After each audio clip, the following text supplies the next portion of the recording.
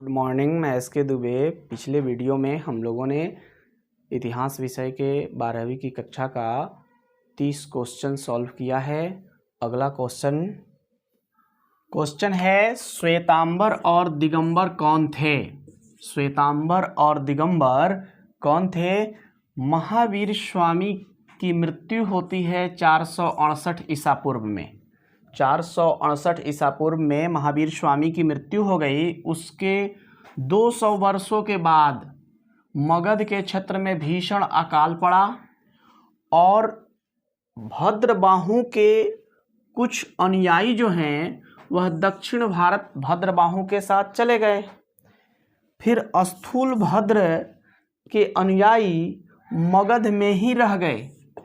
इस प्रकार हम देख रहे हैं कि महावीर स्वामी की मृत्यु के 200 वर्षों के बाद जब मगध के क्षेत्रों में भीषण अकाल पड़ा तो भद्रबाहु जो जैन धर्म के गुरु हैं, इनके साथ इनके कुछ अनुयायी दक्षिण भारत चले गए और स्थूल भद्र ये भी जैन धर्म के गुरु हैं और इसके अनुयायी मगध में ही रह गए।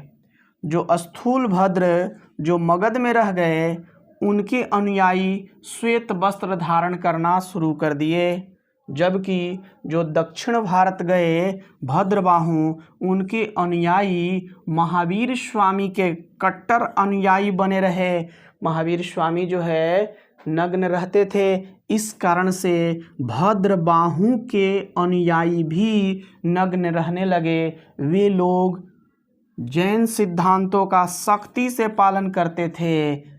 ये लोग दिगंबर कहलाए। जो नंगे रहने लगे वे दिगंबर कहलाए और जो श्वेत वस्त्र धारण किए उन्हें श्वेतांबर कहा गया।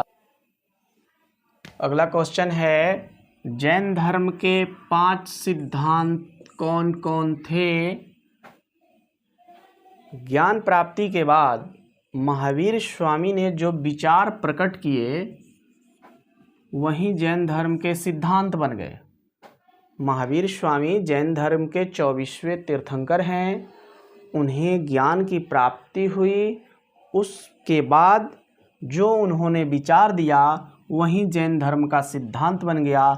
ये निम्न है, इसमें हम लोगों को 5 लिखना है, इस कारण से 5 की चर्चा हम कर रहे हैं। ईश्वर में अविश्वास। महावीर स्वामी ईश्वर की आस्था को स्वीकार नहीं करते थे। वे कहते थे कि ईश्वर जो है संसार के रचयिता और नियंत्रक नहीं हैं। दूसरा उन्होंने सिद्धांत दिया आत्मा का अस्तित्व। वे मानते थे कि प्रत्येक जीव में, पेड़ पौधों में आत्मा है। महावीर स्वामी ने आत्मा के अस्तित्व को स्वीकार किया। उनका तीसरा सिद्धांत कर्म फल एवं पुनर्जन्म है। कर्म फल के कारण ही व्यक्ति की जन्म और मृत्यु होती है। इसका मतलब जन्म और मृत्यु होना पुनर्जन्म है। चौथा, मोक्ष अथवा निर्वाण। मोक्ष को निर्वाण कहा गया। जैन धर्म में मोक्ष को निर्वाण कहा जाता है। तो सांसारिक तृष्णा से मुक्ति निर्वाण है, यानी मानव की इच्छाएं अनंत है और इस इच्छा से अगर मानव मुक्त हो जाए तो उसे निर्वाण की प्राप्ति हो जाती है। उनका एक सिद्धांत त्रिरत्न है, यानी कर्म फल से अगर छुटकारा पाना है तो इसके लिए आपको त्रिरत्न का मार्ग अपनाना होगा। ये सभी सिद्धांत महावीर स्वामी के सिद्धांत हैं। अगला क्वेश्चन है, महाजनपद से आप क्या समझते हैं? 2 ग्रंथ है, एक है अंगुत्तर निकाय और दूसरा ग्रंथ है भगवती सूत्र। इन दोनों ग्रंथों से 16 महाजनपदों की जानकारी मिलती है। अंगुत्तर निकाय बौद्ध धर्म का ग्रंथ है, भगवती सूत्र जैन धर्म का ग्रंथ है। यानी बौद्ध ग्रंथ अंगुत्तर निकाय तथा जैन ग्रंथ भगवती सूत्र से 16 महाजनपदों की जानकारी मिलती है और यह महाजनपद का काल जो है 600 से लेकर के 400 BC के समय रहा। इस समय की महाजनपद सबसे बड़ी राजनैतिक इकाई थी।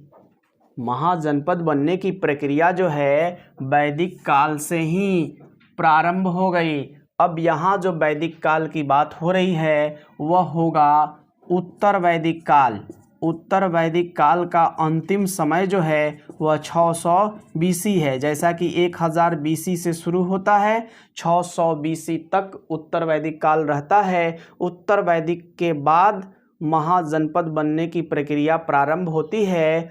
अब चर्चा किया जाए कि महाजनपद के पहले यह था जनपद और जनपद के पहले था जन सबसे बड़ी राजनैतिक इकाई थी ऋग वैदिक काल के समय। उत्तर वैदिक काल जब आया उस समय जो है जन आपस में जुड़ के जनपद का निर्माण करने लगे। जब 600 BC से 400 BC का समय आया उस समय जनपद आपस में जुड़ के महाजनपद का निर्माण करने लगे। क्वेश्चन है, मगध साम्राज्य के उत्कर्ष के कारणों का उल्लेख करें। मगध साम्राज्य 16 महाजनपदों में सबसे शक्तिशाली महाजनपद था। इस महाजनपद के उत्कर्ष के कई कारण थे, जिसमें पहला अधिशेष उत्पादन। यहाँ के किसान आवश्यकता से अधिक अनाज उत्पादित करते थे। इन अनाज से ये अपने उपभोग का रखकर शेष अनाज बिक्री करते थे, जिससे इनकी अन्य आवश्यकताएं पूरी हो जाती थी। यहाँ की राजधानी सुरक्षित राजधानी थी। मगध की राजधानी के रूप में राजगीर, वैशाली और पाटलिपुत्र रहा। राजगीर पहाड़ों से घिरे होने के कारण सुरक्षित था। वैशाली भी नदियों और पहाड़ों से घिरी हुई थी। पाटलिपुत्र गंगा, सोन और गंडक से घिरा हुआ था, जिस कारण से पाटलिपुत्र भी सुरक्षित राजधानी थी। यहाँ जितने भी शासक हुए सभी के सभी शक्तिशाली शासक हुए, जिस कारण मगध का उत्थान दिनों दिन होता चला गया। यहाँ मगध साम्राज्य में खान, खद्दान और जंगल की उपलब्धता थी। खान, खद्दान और जंगलों पे राज्य का नियंत्रण होता था। इसे राजस्व की प्राप्ति होती थी।